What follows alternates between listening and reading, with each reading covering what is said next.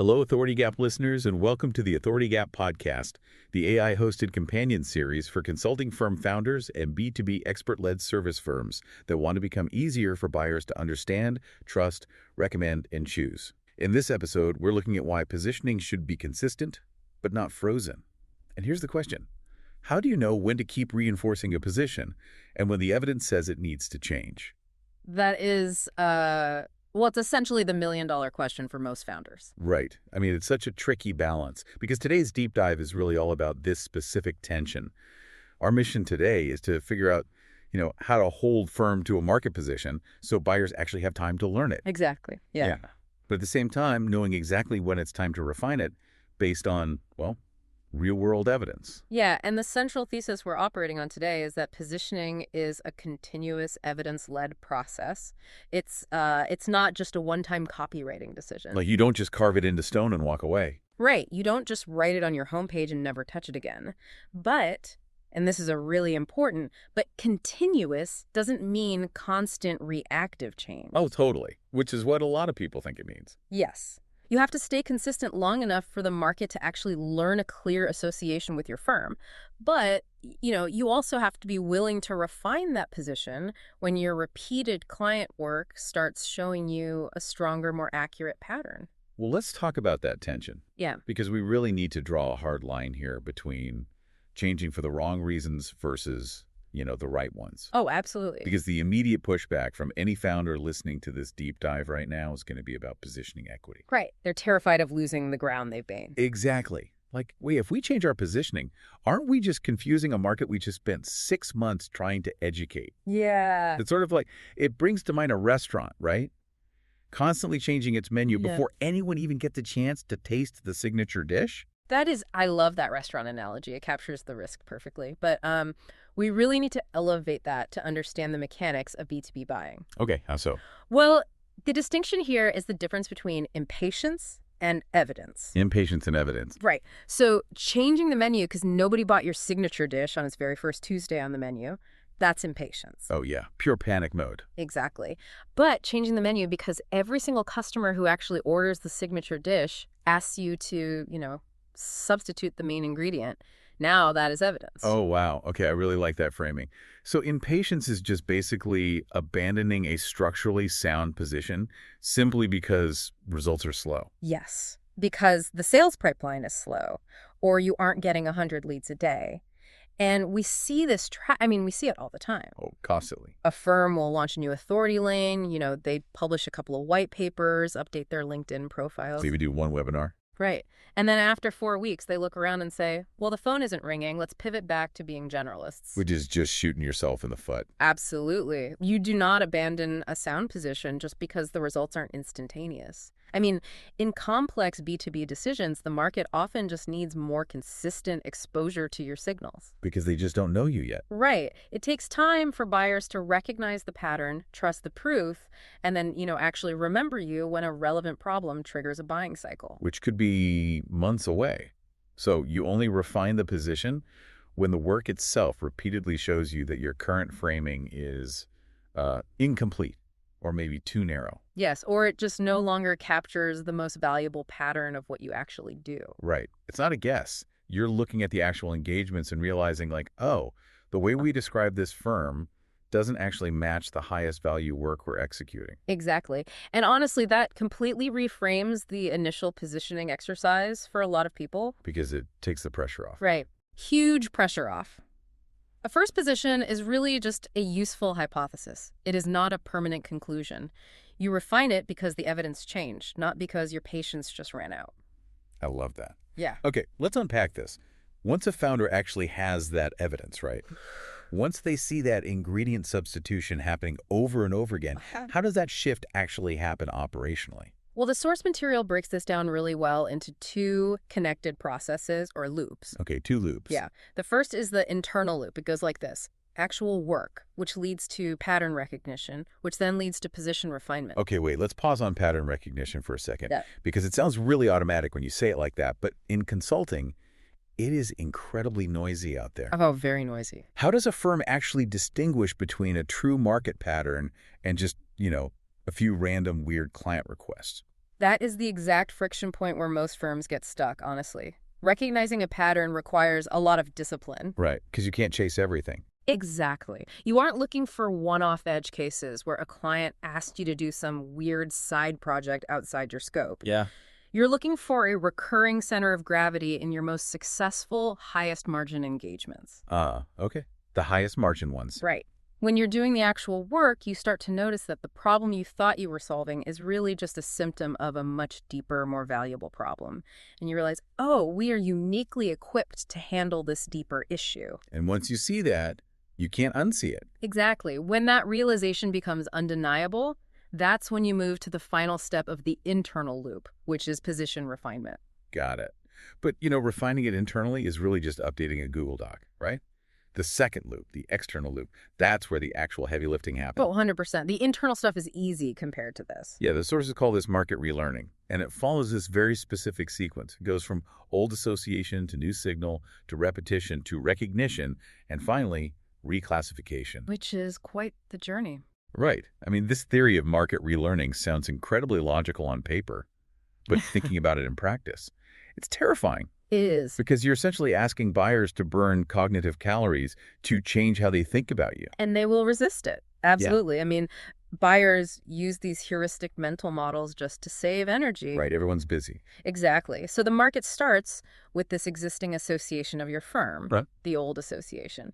In their minds, they have you neatly filed away in a very specific mental drawer, right? Labeled with a very specific capability. So to get out of that drawer, you introduce a new signal based on that internal refinement we talked about? Yes. So like changing your website headline once doesn't magically empty out that mental drawer in the buyer's head. Oh, not even close. You have to move to the repetition phase to actually force the issue. Which I imagine takes a lot of time.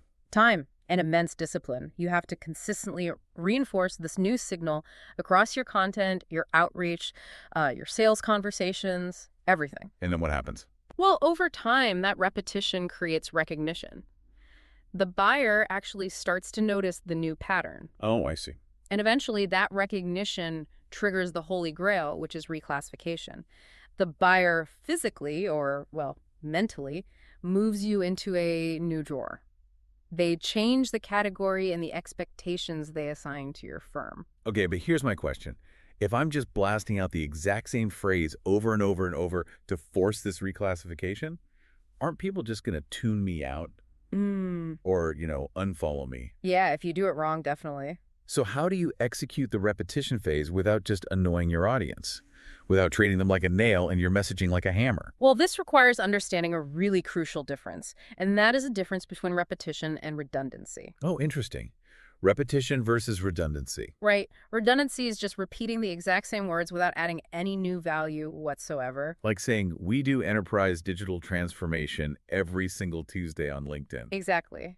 It's boring.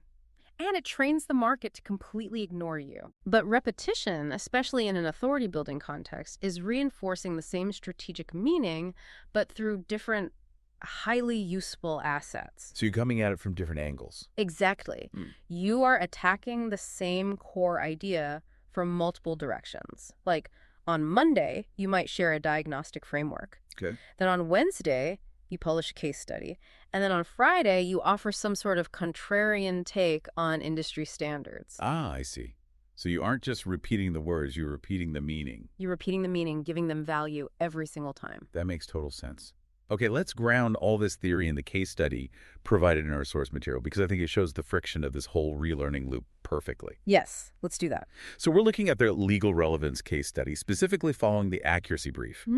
And just as a very quick note for you listening, to respect privacy and confidentiality, we're only going to refer to the subject of this case study as a lawyer or an independent counsel. Right, keeping it totally anonymous. Exactly. We won't use their real name. We're definitely not presenting any of this as legal advice, and we aren't claiming any specific legal, regulatory, client sales, referral, or revenue outcomes. We are purely analyzing the mechanics of their authority positioning. Which are fascinating, by the way. So with those guardrails in place, let's look at their starting point. The initial position, their hypothesis, right, was cybersecurity legal consulting. Okay, cybersecurity. Yeah, with a primary focus on legal defensibility and cyber risk. Which is an incredibly strong, high-stakes lane to be in. Oh, extremely. But as the lawyer continued executing their internal loop, doing the actual client work, that pattern recognition phase kicked in. Right. The evidence started piling up. Yeah. The evidence showed that while they were being engaged for cyber risk initially, much of the actual high-value work they were doing increasingly involved product and platform compliance, specifically for technology firms. Yes. So the initial cyber frame was accurate, but the evidence proved it was just too narrow. It didn't tell the whole story. Exactly. It didn't fully encompass the reality of the work they were actually performing day to day. So following that internal loop actual work leading to pattern recognition, which forced position refinement, they refined the position. And they changed it to what? They changed it to legal defensibility for technology risk. Right. I noticed that in the sources. And my first thought when reading that was, wait, under technology risk, they still cover cyber risk. But now they are also including privacy, AI governance, and product or platform compliance. Yep, it's a much bigger umbrella. And here's where it gets really interesting. If they add all these new elements to their messaging, didn't they just go back to being a broad generalist? It sounds like it, doesn't it? Yeah. Like, didn't they just completely dilute their expertise by doing that? Well, that is the natural fear every single founder has when they think about expanding a position. But we really have to make an explicit distinction here. Okay, lay on me. The target market did not broaden. They were still exclusively targeting technology firms. The audience stayed the same. Product and platform compliance simply became a second buyer-relevant entry point into that exact same market. I want to make sure we really highlight that for you listeners. The audience stayed exactly the same, but the entry point changed. Yes. It's sort of like, rather than thinking of an authority lane as the entirety of the business, it's a lot more like building a software API. Oh, I like that. Let's explore that. Yeah, so think about it. The underlying database, which is their deep legal expertise, is exactly the same. The end user, the technology firms, is the same.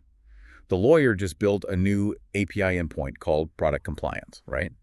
And that endpoint just allows buyers to access that database through a different, highly relevant use case. That API analogy is perfect. Yeah. An authority lane is just a market-facing path into your expertise. It is not the whole operation. Right. A new lane simply gives those same tech buyers another clear, urgent reason to engage with you without requiring the lawyer to go out and try to find a completely new, broader audience. Which saves a ton of marketing budget, I'm sure. But wait, having a new API endpoint internally, it doesn't really matter if the market is still stuck in that old association phase we talked about earlier. Very true. Like if a tech founder still categorizes this lawyer strictly as the cyber breach person, they aren't going to call them for AI product compliance. No, they won't even think to. So how did they actually change the market-facing signals to force that reclassification? Well, once a position is refined internally, a firm has to align every single market-facing signal, and I mean every single one. Everything. Yes. Your language, your proof, your content, your offers, your visual identity, your distribution, all of it must carry the new strategic meaning. Because if it doesn't... If your website reflects the new position, but say your newsletter is still hammering the old association, you fracture the buyer's confidence. It's just confusing. Exactly. The cognitive load becomes way too high, and the buyer just moves on to someone who makes more sense. Well, the sources detail a very specific shift they made to align these signals, particularly with their newsletter. Yes, this is a great example. Originally, the newsletter was called the Fiduciary Premortem, and it focused heavily on, cyber governance, boardroom liability, and legal exposure. Right, which perfectly matched the old cyber association. But the problem is, it anchored the lawyer to a very specific and honestly very reactive scenario. Right. The word premortem implies you are preparing for a disaster. Yeah, it creates a psychological anchor of crisis. Like doom and gloom. So to match the broader, more proactive position, they renamed the newsletter. It became the Defensibility Brief. Yes. Let's dig into why that specific word choice matters so much. Please do. The word defensibility completely shifts the psychological anchor from a crisis event to a proactive, continuous asset. I see. For a tech founder, defensibility is about protecting their valuation, protecting their intellectual property. It's a much more relevant daily concern than just waiting for a breach. And the content inside the newsletter shifted to match that new psychological anchor, too. The sources provide this really great example of this updated editorial direction. The lawyer published an article titled The Build It First Trap, where product decisions become legal exposure. That title right there is just a masterclass in market relearning. It really is. Let's look at the underlying psychology. Why does the phrase product decisions capture a tech founder's attention so much better than cyber governance? Because tech founders care obsessively about shipping products fast. That's their whole world. Exactly. By anchoring the legal exposure directly to product decisions, the lawyer attached their expertise to the very thing the buyer cares about most every single day. That's brilliant. It sends a crystal clear new signal to those technology firms that this lawyer truly understands the friction between building fast and staying compliant. And it's the perfect execution of that idea you mentioned earlier, repetition of meaning versus redundancy of words. Yeah. They took the core concept, which is legal defensibility, and they applied it to a completely different, highly relevant facet of the tech founder's daily reality. Now, we do need to add a very strict caveat here regarding the metrics mentioned in the source material for this case study. Oh, right, the subscriber numbers. Yes. The sources note that the old newsletter, the Fiduciary Premortem, had 420 subscribers, and the updated one, the Defensibility Brief, had 596 subscribers. Right, and we need to explicitly state to you listening that these are point-in-time observations only. We are not implying in any way that the repositioning caused this subscriber growth. Correct. We have to be very clear on that. Those counts are literally just snapshots of audience size at different moments in time. Right, correlation isn't causation. Exactly. The real metric of success for this kind of refinement isn't really audience size anyway. It's the alignment of the authority lane with the actual high-value client work. That makes total sense. You're just retraining the market's memory, piece by piece, signal by signal, so that whatever audience you do have, those 596 people reading it, are accurately categorizing the firm's true current capabilities. Okay, so what does this all mean? We've covered the tension of repositioning, we talked about the friction of pattern recognition, and obviously the heavy lifting of market relearning. Let me rapidly distill the 5 key takeaways from this deep dive for you listening today. Go for it. Number 1, positioning should be consistent, but not frozen. You have to let it breathe as your firm evolves. A first position may just be a useful hypothesis, not a permanent conclusion. It gets you into the market so you can gather real data. Refine because the evidence changed, not because your patience ran out. Do not confuse a slow sales pipeline with a broken message. A new authority lane can create a new entry point for the exact same target market. You don't always need a new audience. Sometimes you just need a new API endpoint for them to access your expertise. And finally, number 5, once you refine, you must align. Your language, your proof, content, offers, visual identity, and distribution all have to sing the exact same new song to trigger that reclassification. That is a perfect summary. And to make those takeaways immediately actionable, I'd like to offer 3 self-checks for you to apply to your own firm right now. Oh, yes, I love these. Okay, first, look at your last 3 most successful, highest margin engagements. Just those 3. What pattern in that strong client work does your current positioning completely miss? Like, are you actually selling what you claim to sell on your homepage? That's a tough mirror to look into. It is, but it's necessary. Second, if you identify that you do need to refine your position, ask yourself, does it require a completely new audience or just a new entry point for the same buyers? Always preserve your hard-earned market equity whenever possible. Don't throw the baby out with the bathwater. Exactly. And third, which market-facing signals must change together so buyers learn one clear association? You have to look for those friction points where your messaging is contradicting itself. Fantastic. And I actually want to leave you with a final provocative thought to mull over regarding that last point. Oh, let's hear it. Market memory is incredibly stubborn. If your headline changes today, your buyer's mental categorizations do not automatically update. So here's the thought. How many digital remnants of your old association are quietly lingering on your website or your LinkedIn profile right now, contradicting the new signal you are trying so hard to send? If your firm's positioning no longer reflects the work clients actually value, or buyers still remember an older version, take the Custom Authority Gap Prescription Quiz. It takes about 2 minutes, shows you where your authority gaps may be, and gives you the option to participate in a discussion group led by Derek Little, author of The Authority Gap. The Authority Gap is available on Amazon. To uncover the gaps in your authority, take the 2-minute Custom Authority Gap Prescription Quiz at trailblazermastery.com/quiz and receive your personalized prescription by email. Thanks for listening, and we'll see you in the next episode.